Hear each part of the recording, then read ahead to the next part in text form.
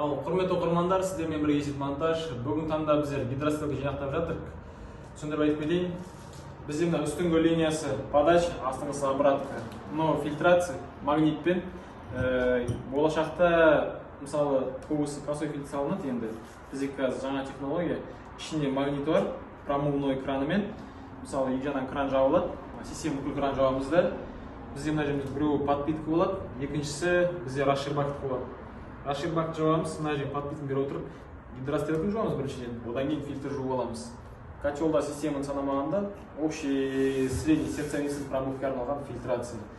Сосын бізде мына жерде гидроразделение келеді, коллектор обычно бізде горизонтальный положение болса да вертикальный таңдадым, өйткені бізде орын аз болғасын себепті сондай положение бізде қазір қондырайын деп жатыр. Воздухоточек подача обраткаде, мына ішкі линия екеуі подача обратка болып бөлінеді, ортасы екеуі қосылған бір-біріне. Және линияны түсіндіріп кетейін. Астыңғысы подача салады, обратка, подача обратка, подача обратка. Ертең системаны толық жинағаннан кейін нұсқасын көрсететін боламыз.